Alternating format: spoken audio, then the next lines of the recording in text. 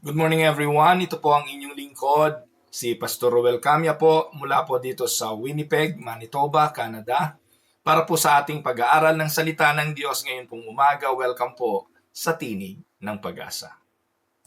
Sa pagpapatuloy po ng ating aralin sa aklat po ni Santiago or our series on the book of James, ngayon pong araw ay tutungo na po tayo sa chapter 3 at ang ating pag-aaralan ay pinamagatan pong Taming the Tongue, the Test of True Wisdom. At tatalakayin po natin ang 12 verses ng James chapter 3. Samahan po ninyo ako at atin pong basahin ang mga talata. Not many of you should become teachers, my fellow believers, because you know that we who teach will be judged more strictly. We all stumble in many ways. Anyone who is never at fault in what they say is perfect, able to keep their whole body in check. When we put bits into the mouth of horses to make them obey us, we can turn the whole animal. Or take ships as an example. Although they are so large and are driven by strong winds, they are steered by a very small rudder wherever the pilot wants to go. Likewise, the tongue is a small part of the body, but it makes great boast. Consider what a great forest is set on a fire by a small spark. The tongue also is a fire, a world of evil among the parts of the body. It corrupts the whole body, sets the whole course of one's life on fire, and is itself set on fire by hell. All kinds of animals, birds, reptiles, and sea creatures are being tamed and have been tamed by mankind. But no human being can tame the tongue. It is a restless evil full of deadly poison. With the tongue we praise our Lord and Father, and with it we curse human beings who had been made in God's likeness. Out of the same mouth come praise and cursing. My brothers and sisters, this should not be. Can both fresh water and salt water flow from the same spring? My brothers and sisters, can a fig tree bear olives, or a grapevine bear fig? Neither can a salt spring produce fresh water. Pagpalain nawa ng Panginoon ang pagkabasang ito ng kanyang mga banal na salita na sa araw na ito'y ating pagbubulayan. Ang James chapter 3, 1 to 12 ay may theme na the tongue reveals the condition of the heart and must be governed by God's grace. Ang dila, maliit na parte ng tao, ay napakamakapangyarihan. It reveals the condition of the heart, kaya dapat itong bantayan sa tulong at biyaya ng Diyos. Mga minamahal na mga kapatid, naniniwala po ba kayo na ang salita ay makapangyarihan? Words have power. In Genesis chapter 1, the Word of God created the world. With the Word, God said, "Let there be this." And so, God created everything because of His Word. And with the same Word, the enemy, the serpent, deceived the first woman with the same word, with the Word. The serpent deceived Eve sa pamamagitan ng salita. Ang Diyos na sa pamamagitan ng salita ay bumuo, ang demonyo sa pamamagitan ng salita ay nagwasak. Alam niyo po ba na words build up or tear down? The word can bless or curse. The word can heal or it can wound. In James chapter 3, 1 to 12, we are confronted with the seriousness of our speech and the urgent need to bring our tongues under the control of Christ. Minsan po mga kapatid, hindi natin napagtutuunan ng pansin, pero madalas sa pamamagitan ng ating mga labi, tayo ay sumusugat, tayo ay nananakit, at madalas ay nakamamatay ng damdamin. Sa Reformed tradition, we understand that the heart is the wellspring of speech. Ano pong ibig sabihin? Sa Matthew 12:34, binabanggit doon, mula sa ating puso nagmumula ang lahat ng ating mga sinasabi. And because of the total depravity of human, even our tongues are fallen. Because the speech, the word that comes from our mouth, ay representation ng ating puso. Kung ang puso ng tao ay totally depraved, makasalanan, nakakiling sa masama, pati ang ating mga labi ay ganun din ang magiging bunga. Therefore, transformation must begin with what? With the regeneration of the heart. With the regeneration of the spirit. And then, ang kasunod nun ay ang pamumuhay ng may kabanalan. Si Santiago, ang kanyang mensahe napaka-praktikal. Ang pananampalataya ay kailangang magbunga. Ang pananampalatayang walang bunga ay patay. So ito yung tinalakay natin kahapon, na yung mga bagay na tinataglay natin sa ating buhay, kung totoong malalim na relasyon sa Diyos, ang taglay-taglay, hindi pwedeng hindi ito magmamanifest sa panlabas nating pamumuhay. So again, to review the context of James chapter 3, or let us look at the context of James chapter 3, the epistles of James was written to Jewish Christians. James chapter 1 verse 1. Bilang review. Sinulat po ito ni Santiago sa mga kapatirang nangalat because of persecution, because of trials and temptations. And James is a practical book focused on living faith, Christian living. Though may mga theological inclination at may mga theological teachings ang libro, meron din itong maraming turong praktikal. And tinatalakay po ni James ang pananampalatayang buhay, and after dealing with favoritism sa James chapter 2, 1:13, and the relationship between faith and works, James chapter 2, 14-26, ngayon, nag-focus naman si James sa pagtalakay sa dila. Because the tongue is the ultimate test of a transformed life. Ang puso na binago ay babago rin sa pagsasalita. Amen? James turns to the tongue because the tongue is the ultimate test of a transformed life. Tingnan po natin ang exposition ng verses. Let us go to verse 1. James chapter 3 verse 1, this is what was discussed is the main responsibility of the teachers.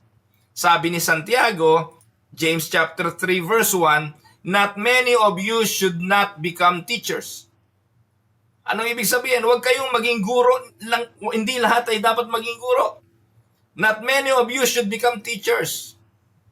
Kinakausap dito ni Santiago ang mga kapatiran na hindi lahat naman talaga ay guro at huwag magpakaguro ang lahat. Bakit? Kasi yung mga tagapagturo ay hahatulan ng mas mahigpit kesa dun sa mga tinuturuan. So here in verse 1 of chapter 3, James begins with a warning to would-be teachers. Doon sa mga mangangaral, sa mga Bible study leaders, sa mga pastor, sa mga nagtuturo ng ebanghelyo. Mga kapatid, sa mga nagtuturo ng maling ebanghelyo, sa nagtuturo ng maling Bible study, mainam pang wag nang magturo. Sapagkat sa halip na makatulong, nakapagpapahamak pa ang mga maling katuruan. Delikado po yung mga katagang lumalabas sa labi ng mga nagpapakilalang pastor nung mga nagpapakilalang mangangaral ng salita ng Diyos, sila po ay napakadelikado. Mas delikado yan sa time bomb. Dahil ang ipinapahamak niyan hindi lang pisikal, kundi ang espiritual na kalagayan ng tao. Kaya mga kapatid, mag-ingat ang mga guro. At dito sabi ni Santiago, hindi lahat dapat guro. At ang kinakausap niya rito ay mga mananampalataya. Kayong mga mananampalataya, mag-ingat kayo, hindi dapat lahat guro kasi ang mga guro will be judged more strictly. Teaching the word is a high calling, but also brings greater accountability. Siguraduhin ng tagapagturo na ang lumalabas sa kanyang bibig when he or she is teaching ay ang sinasabi talaga ng Diyos, because you will be held accountable to the words that proceeded to your mouth. Kaya dito, mahalaga na ang tagapagturo'y mag-ingat. Ang tanong, bakit? Because teaching involves the tongue, and the misuse of the tongue can mislead other people. At anong sabi? Kapag ikaw ay naging daan ng kapahamakan o ng katitisuran ng sino man mas magaling pa sa iyo, ang bitinan ng gilingan sa liig at itapon sa dagat. Can you imagine gaano kalupit ang parusa sa gumagawa ng mga maling pagtuturo? No? So, dito, makikita natin kung ano ang epekto ng ating mga labi, ng ating mga sinasabi. Yung bang simpleng pagtatanong lang saan po ba papuntang Alabang? Tapos itinuro mo papuntang Sapote. Ano mangyayari dun sa tao na nagtatanong? Di ipinahamak mo. Sa halip na papunta sa South, pumunta ng North. Di iniligaw mo. Ganito kadelikado ang ating mga labi. And when it comes to teaching the Word of God, ganito kadelikado ang mga tagapagturo ngayon. Napakarami po kayong makikita sa telebisyon, sa social media, sa mga Facebook. Lalo na nung pandemic, lahat naging pastor Lahat naging Bible teacher. Lahat naging mga vloggers, and they are using the Word of God to vlog. At nung nauso po yung pagtuturo ng mga personal devotion, in-encourage yung mga miyembro na mag-devotion kayo, mag-journal kayo. Hindi lang natutong magsulat yung mga miyembro, hindi lang natutong magsulat ang mananampalataya, i-broadcast pa. Ang problema, ang mga binobroadcast, mga sariling opinion, kasi ang itinuro ng mga pastor na paraan ng pagdidevotion kung anong opinion mo, kung anong masasabi mo, kung anong pananaw mo sa text, at delikado yon. Dahil ang Biblia, hindi pwede kung ano pananaw natin. Ang Biblia may original audience, may original explanation, may original context. Ngayon kahit sino pwedeng Bible teacher Kasi tinuruan ng mga pastor, buksan mo Bible. Tapos tingnan mo ang application, i-apply mo agad sa'yo. Ganon mag-devotion ngayon. At napakadelikado yon. Dahil kung ano pananaw ng tao sa Bible, yun ang kanyang magiging application. Hindi po ganon Kaya po nauso mga kapatid ang paggamit ng mga verses out of context. Kaya kung magtuturo, ituro po kung anong sinasabi ng Bible. Hindi ko po pinagmamalaki ang tinig ng Pag-asa, but look at the PowerPoint right now. We are doing the exposition of the text. Kung ano yung teksto na sinabi dyan, kung ano yung sinabi ni Santiago, iyon ang ating tinatalakay. At hindi ako nagbibigay ng sarili kong interpretasyon, iyon po ang warning ni James. James begin with a warning to would-be teachers na ang pagtuturo ng salita ng Diyos ay high calling, at hindi lang ito high calling, it brings greater accountability. Because you know that we who teach will be judged more strictly. And teaching involves the tongue. And the misuse of tongue can mislead other people. Amen? Now, ano ang biblical insight nito? Especially sa Reformed theology, sa Reformed view. Ang sabi po, teacher must be sound in doctrine. Titus chapter 1 verse 9. Since the tongue reveals the heart, those who teach must be sanctified vessels. Amen? Kaya kayo namang mga kapatid, hindi basta nagsalita ng tungkol sa Bible, paniniwalaan agad. Sa mga Facebook, social media, ubod ho ng dami niyan. Mukhang maganda silang pakinggan. Mukhang maganda ang kanilang sinasabi, pero pag sinuri nyo sa malaliman, hindi po katotohanan ang kanilang ipinapangaral. We must not presume upon this calling without humility and trembling. May malaking pananagutan ang mga nagsisipag turo. So in application, let us test our motives in ministry. This is for the teachers. This is for the pastors. This is for the preachers of the word.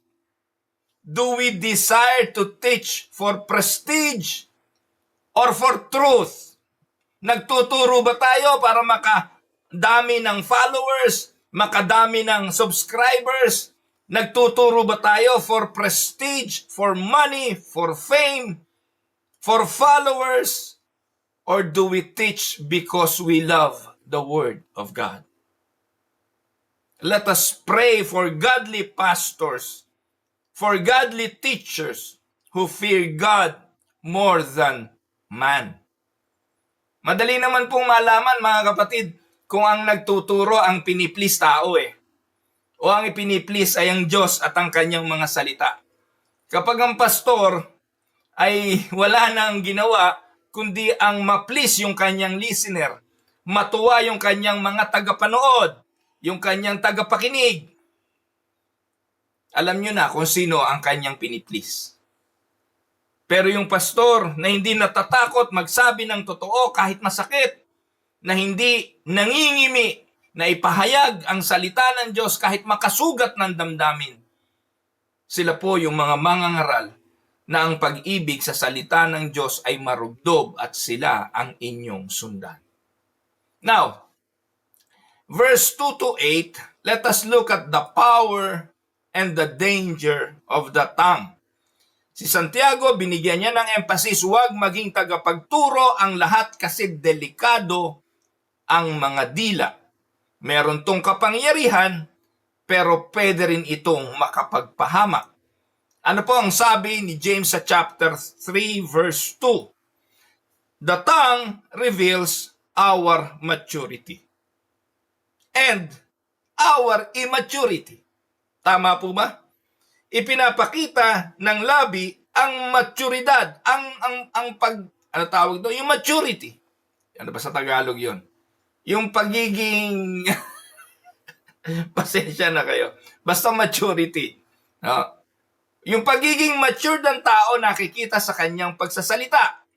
Ganon din naman ang kanyang immaturity nakikita sa kanyang pagsasalita. Sabi ni Santiago verse 2, we all stumble in many ways. Anyone who is never at fault in what they say is perfect, able to keep their whole body in check. So dito sinasabi ni Santiago, naku, wala namang perfecto Kung sasabihin ba natin na tayo ay perfect sa ating pagsasalita, mga kapatid, nagsisinungaling tayo kasi sabi ni Santiago, anyone who is never at fault in what they say is perfect. Wala nun. We all stumble in many ways. Pinangunahan natin ni Santiago sa verse 2. Lahat tayo ay nadadapa, bumabagsak sa iba't ibang kaparaanan. So, sabi nga ni Santiago sa verse 3. Sa verse 3, a horse whole body is guided by a small bit. Napakaliit na ano tawag doon, pang-ilong, yung ginagamit sa kabayo. At susunod ang kabayo, yung lalagay sa mata ng kabayo dito, para diretso lang ang tingin niya. Ayun kung ano tawag doon, bit. Sa kalabaw, nilalagyan po ng pang-ilong. Alam niyo po ba yung tali doon sa ilong ng kalabaw? Yun po yung kanyang manibela. Kung saan ipaling nakasakay doon sa kalabaw, sunod yung kalabaw. Bakit hindi ka susunod? May tali ka sa ilong, hindi ba? Pero ang kabayo, ang nilalagay dyan, yung dito po sa harapan ng kanyang mata. At kung saan po siya nakatingin, doon lang yung direksyon na kanyang tatakbuhin. At yun daw yung massive ship, yung barko, napakaliit ng kanyang rudder, yung timon kumpara sa kanyang katawan, sa kanyang body. Pero yung maliit na timon na yon, kayang patakbuhin ang barko kung saang direksyon gusto ng kapitan. Likewise, James says, the tongue, though small, guides the direction of our lives.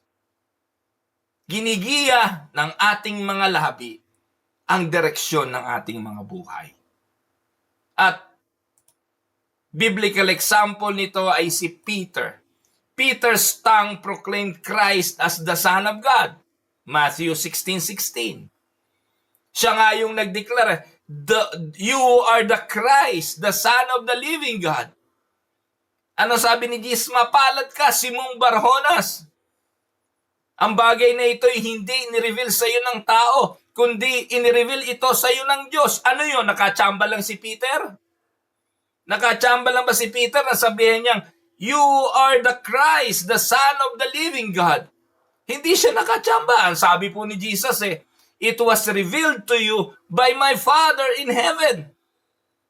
But the same tongue that Peter used to declare that Jesus is the Christ, the Son of the living God, is the same tongue that denied Christ 3 times. Matthew 26:75. The same tongue that praises God, the same tongue that praises Jesus, the same tongue that declares Jesus is Lord, is the same tongue that denied Christ 3 times. Alam niyo po mga kapatid, a sanctified tongue requires a sanctified heart. At yung puso natin mga kapatid, sabi po ng Bible, ay madaya. Ang pusong ito, malibang ang Diyos ang kumilos, hindi natin mapagtatagumpayan. Sa tulong lang ng Diyos, magagawa natin mapasunod ang ating mga puso sa kalooban ng Diyos. Tandaan natin mga kapatid, ang dila ay may kapangyarihang magwasak. Ito po yung ikalawang punto, the danger of the tongue. The danger of the tongue can destroy. Verse 5 and 6. Likewise, the tongue is a small part of the body, but it makes great boast. Consider what a great forest is set on fire by a small spark. The tongue is also a fire, a world of evil among the parts of the body. It corrupts the whole body, sets the whole course of one's life on fire, and is itself set on fire by hell. Kamakailan lang mga kapatid, dito po sa Manitoba, nagkaroon po ng krisis ng wildfire. Marami pong mga lugar, bayan, municipalities dito po sa Manitoba, sa province po ng Manitoba, dito po sa Canada, ang nilamon po ng apoy. At makikita po mga kapatid sa videos kung gaano kalawak ang devastations. Lahat ng madaanan ng apoy, sunog. At ito po ay nagsisimula saan? Sa mga maliliit na spark. Minsan sa pagkulog, pagkidlat. O minsan naman sa kiskisan ng mga kung ano-anong mga pwedeng mag-cause ng spark. O minsan naman din, man-made, yung mga bonfire ng mga tao, hindi na nila nako-contain, kumakalat, nagiging cause ng wildfire. A tiny spark can set a forest ablaze. In the same way, ang dila, konting chismis lang, it can cause gossip, slander, and harsh words that can destroy relationships, churches, and reputations. Gaano ng karaming reputasyon ang nawasak dahil sa dila. Ngayon, hindi mo na malaman kung sino nagsasabi ng totoo. Si Senator Risa Hontiveros kumuha ng testigo na si Kibuloy daw ay ganito, ganyan. Ngayon, yung testigo ni Hontiveros lumitaw, pinilit lang ni Hontiveros, binayaran ng 1,000,000. Alin ang totoo? Pareho ng wasak ang reputasyon sa pamamagitan ng isang tao. Sa pamamagitan ng taong si alias Rene ba yun? No, I forgot the name of that guy. Parang si alias Rene. Sira na ang reputasyon ni Risa Hontiveros bilang manunuhol at sira na rin si Kibuloy bilang mapanggahasa. Sino ngayon ang totoo? Wala po tayong kinakampihan dyan. Sinasabi lang natin bilang example ng kapangyarihan ng dila to destroy. Po. Ngayon, yung testigo doon sa mga nawawalang mga sabungero. Lumilitaw si Gretchen Barreto at si Atong ang mastermind. Kapapanood ko lang po kanina. Winasak po ngayon. Ang balita, si Gretchen wala na sa Pilipinas at lumabas na ng bansa. Ayon sa balita, sa pamamagitan ng mga dila na nagbabalita. Wasak na ang reputasyon. Alin ang totoo? May investigasyon tungkol sa Vice President na nangulimbat ng 125 million. Ayon po sa investigation. Kahapon nagpalabas si Mayor Isko Moreno ng ginugol ng local government ng Manila na mahigit 2 bilyon. No? Ngayon, na-justify pa yung pagnanakaw daw ng Vice President ng 125 million kasi 125 million compared sa Maynila na 2 billion. Nakuha niyo po. Hindi mo na malaman kung sino paniniwalaan mo. Iba't ibang akusasyon, iba't ibang buka ng dila, pero sa bawat pagbukas nito, may winawasak na relasyon, may winawasak na simbahan, at may winawasak na reputasyon. Hindi natin alam kung totoo, pero yung si Bishop Benny Abante, na dating congressman na hanggang ngayon bishop ng isang Baptist church sa Pilipinas, ay kabilang sa nagnakaw ng 2 billion sa Maynila. Kabilang doon sa mga magnanakaw na inaakusahan. Hindi natin sinasabing totoo, pero ito ang pwedeng gawin ng dila. It can destroy relationship, it can destroy churches, and even reputations. Amen po ba mga kapatid? Kaya ano ang practical example? Bakit dinidiscuss ito ni James? One careless post on social media can ruin a testimony. One angry word in a marriage can cause years of pain. That is how powerful the tongue to destroy. Kaya magandang paalala ito eh. Because sa lahat ng ginagawa natin, pupunta lang tayo sa tindahan, gagamitin natin ang dila. Makikipagkwentuhan tayo, gagamitin natin ang dila. Sa lahat ng pagkakataon, kung hindi ka naman pipi, gagamitin mo ang dila. And one careless words can ruin your testimony. Ano ang Reformed insights? Because of the original sin, and because of the natural tendency of human, because of total depravity to commit sin, our tongues are naturally set on fire by hell. Only the regenerating work of the Holy Spirit can tame the tongue. Only the work of God can tame the tongue.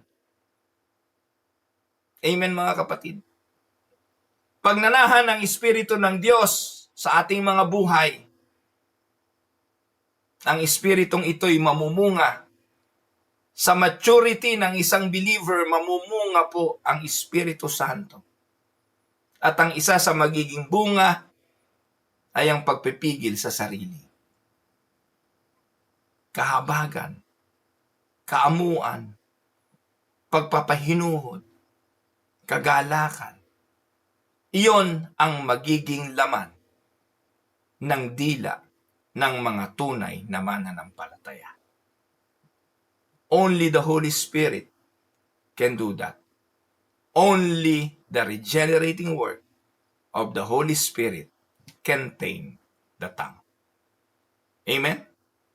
At yan po ang sinasabi ng James chapter 3, 7-8. Ang pangatlo, the tongue is untamable by human strength. Sabi po ng Bible, 7-8, all kinds of animals, birds, reptiles, sea creatures are being tamed and have been tamed by mankind. But no human being can tame the tongue. It is a restless evil, full of deadly poison. Lahat na unang hayop, makamandag na cobra, napapaamo eh. Tigre, si Chavit Singson nga, may mga alagang tigre, napapaamo ng tao. Ako po dati, yung lovebirds, napaamo ko eh. Meron po akong lovebirds dati, talagang dumadapo sa akin yun, napapaamo ko. Ngayon, ang nangyari po, inihanap ko ng kapartner. Nagkaroon siya ng partner. Nung nagkaroon siya ng partner, sila na po magkapartner ngayon. Hindi na po umaamo sa akin, ayaw na lumapit sa akin. Kinalimutan na niya ako.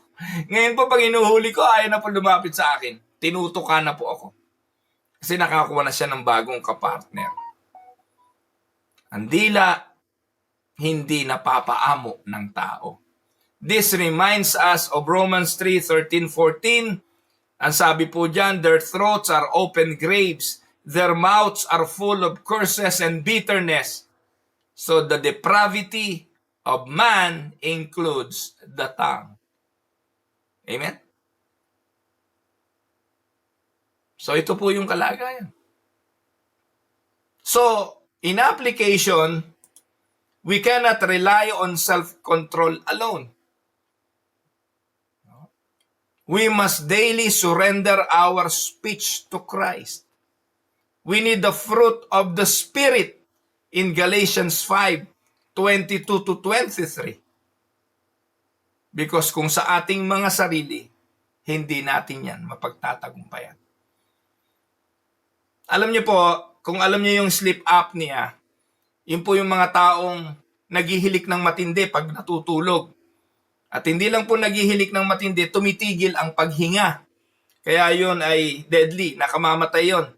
At ito po yung nagiging cause ng heart problem. Ako po ay diagnosed of having sleep apnea. Marahil nasa Pilipinas pa ako, may sleep apnea na po ako eh. Kasi nga po, ang lakas ko maghilik. Pero nung dumating ako dito sa Canada, dito po na-diagnose kasi dito po libre naman ang lahat eh. Libre healthcare, libre lahat. Ano po? Pagpapagamot, check-up, lahat. Yung laboratory, every quarter, inilalaboratory po ako, blood chem. At na-discover po na meron akong sleep apnea. Tumitigil ang aking paghinga. Ngayon po maraming mga nabibiling iba't ibang paraan para kontrolin ang sleep apnea. Meron po ngayon nabibili tape. Tape. Sa Amazon makikita niyo yun. Lalagyan ka ng tape para sa gabi, hindi ka hihilik. No, kasi nakasara bibig mo eh. Kaya kasi humihilik, minsan, nagko-collapse yung muscle dito. Na-obstruct po yung breathing. Yun po yung tumutunog. Yung ganon. Po. So, ang sabi, lagyan daw ng tape yung bibig para hindi magkaganon. Hindi po yun ang solusyon. Po. Sa akin po, ang binigay na solusyon ng doktor ay yung CPAP. Yung compressed air, no? Yung hangin. Bumubuga po yun sa ilong ko. No? Kaya binubugahan ng hangin, hindi po nag-obstruct yung hangin. So, yun po ang naging solusyon. Awa po ng Diyos ay 10 taon na po. No? Mahigit 10 taon na po akong merong CPAP machine. At awa naman ng Diyos okay pa naman yung aking puso. Wala pa naman yung problema yung puso because of that. Siguro kung wala akong CPAP, baka matagal na ako inatake dahil sa aking apnea. So, yun po, no? Pwede po nating takpan ang ating bibig, lagyan ng tape para hindi natin magamit ang ating dila. Pero at ang punto po rito, hanggang kailan mo gagawing sa iyong sariling kakayahan ay takpan ng tape ang bibig? Hindi po yun ang solusyon. Ang solusyon para makontrol ang dila ay tulong ng Diyos. We need the help of God. Makikita po natin yung inconsistency of the tongue. Sabi po ni James sa chapter 3, 9 to 12, sabi po niya sa verse 9 to 12, with the tongue we praise our Lord and Father, and with it we curse human beings who have made in God's likeness. Out of the same mouth come praise and cursing. My brothers and sisters, this should not be. Can both fresh water and salt water flow from the same spring? Brothers and sisters, can a fig tree bear olives, or a grapevine bear figs? Neither can a salt spring produce fresh water. Dito po sa talatang ito, pinakikita ni Santiago ang inconsistency of the tongue. Ang sabi po, sa isang bibig, sa isang dila, lumalabas ang pagpupuri at ang pagsumpa. Here, James exposes the hypocrisy of praising God on Sunday and slandering others on Monday. That is inconsistency. Ang labi na ginagamit sa pagpupuri, ang labi din na ginagamit sa pangwasak.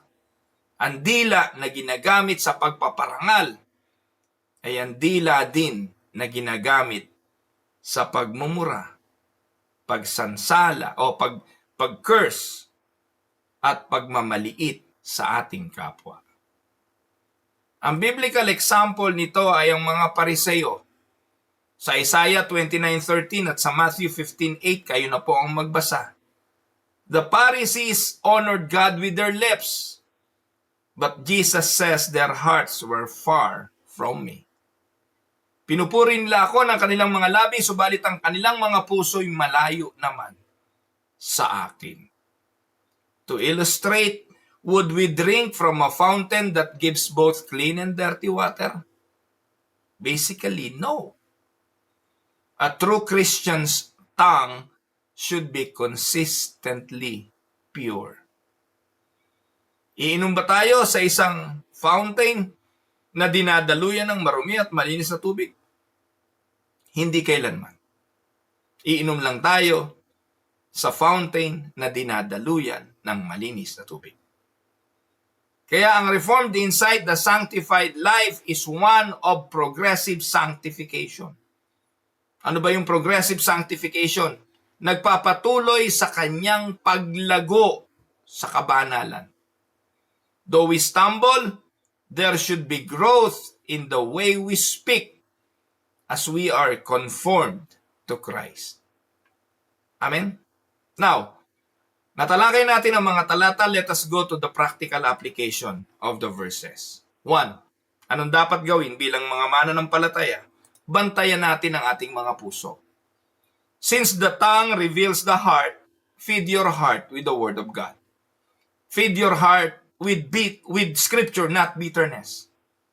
Basahin po natin ang Proverbs 4:23. Tanggalan natin ang ating mga puso ng mga kapaitan at punuin natin ito ng salita ng Diyos. Pangalawa, pray for the Spirit's control. Surrender your life daily to the Lord, your speech to the Lord, and offer Him your lives as an offering of praise. Third, confess and repent quickly. When you misuse your tongue, confess and seek reconciliation. Encourage and edify. Use your tongue to build others up. And last, be slow to speak. James 1:19. Practice the discipline of listening before speaking. Natalakay na po natin yan doon sa chapter 1. Those are the practical applications on how to tame the tongue. Now, let us go for the reflection questions. How do my words reflect the condition of my heart? Have I used my tongue recently to tear someone down? Have I repented? Am I asking the Holy Spirit daily to sanctify my speech? In what ways can I use my words this week to glorify Christ and build up others? Do my online and offline conversations reflect Christ-like maturity? Sagutin po natin ang mga tanong na yan. Gamitin din po natin yung reflection question sa mga Bible studies at pagtuturo sa mga talata ng James chapter 3, 1 to 12. Amen? Tayo po'y saglit na tumungo. Tayo po'y manalangin. Gracious Father, we acknowledge that our tongues often reveal what is in our hearts. Bitterness, pride, anger, and selfishness. Forgive us, O Lord, for the words we have spoken that have wounded others and dishonored your name. We confess that we cannot tame the tongue by our own strength. We always need your grace. Through your Spirit, renew our hearts so that our speech may be seasoned with salt and full of grace. May our mouths be fountains of blessings and truth. Teach us, O Lord, to be quick to hear, slow to speak, and slow to anger. Use our words to glorify you and build up your people. In Jesus' mighty name we pray. Amen. Pagpalain po kayo ng Panginoon, mga minamahal kong mga kapatid. Ito po ang inyong lingkod, si Pastor Ruel, para po sa Tinig ng Pag-asa.